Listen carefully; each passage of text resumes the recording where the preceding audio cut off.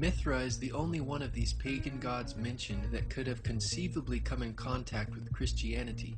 As the late Dr. Ronald Nash puts it, Mithra was supposedly born when he emerged from a rock.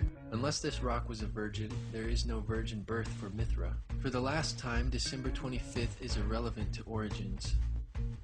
The claim of Mithra having 12 disciples comes from Zeitgeist sources, Acharya S., Timothy Freak, and Peter Gandy, yet there is no documentation for this claim in their books.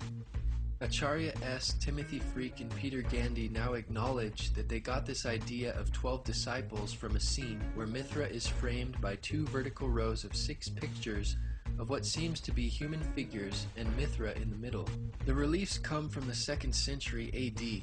Even if these reliefs were dated prior to Christianity, the Iranian Mithras had a single companion and the Roman Mithra had 2 helpers, which were tiny torch-bearing likenesses of Mithra himself. Mithra also had a number of animal companions, a snake, a dog, a lion, a scorpion, but not 12 of them.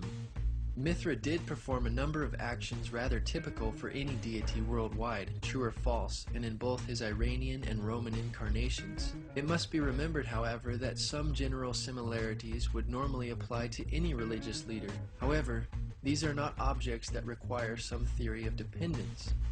Besides, the mysteries were not practiced until the 1st century AD, and Mithraism reached the height of its popularity around the 3rd and 4th centuries, when it was particularly popular among the soldiers of the Roman Empire, but that rules out the possibility of influence on Christianity.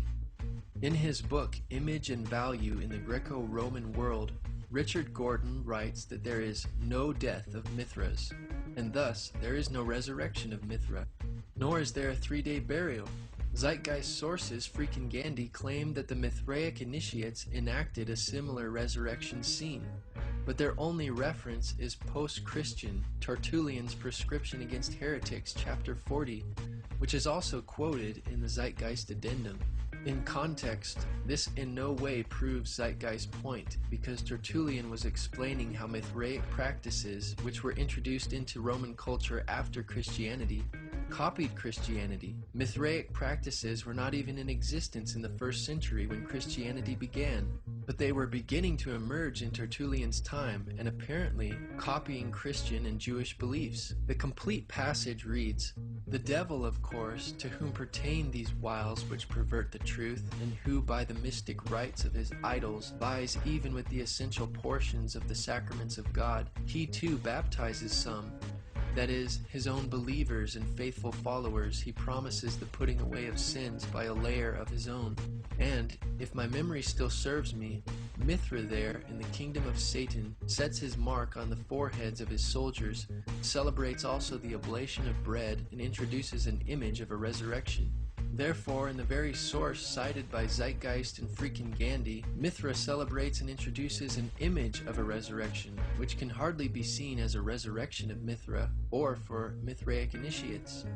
Additionally, Tertullian's writing is significantly after the New Testament times. Dr. Ronald Nash affirms, "No claim can be made that Mithras was a dying and rising god.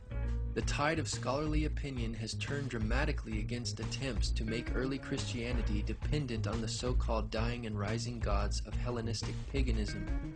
Any unbiased examination of the evidence shows that such claims must be rejected. Sunday worship only appears in Roman Mithraism, and Acharya S. is apparently assuming that what held true for Roman Mithraism also held true for the Iranian Mithraism, but there is no evidence for this idea. It is therefore unlikely that borrowing occurred, but if there was borrowing, it was the other way around.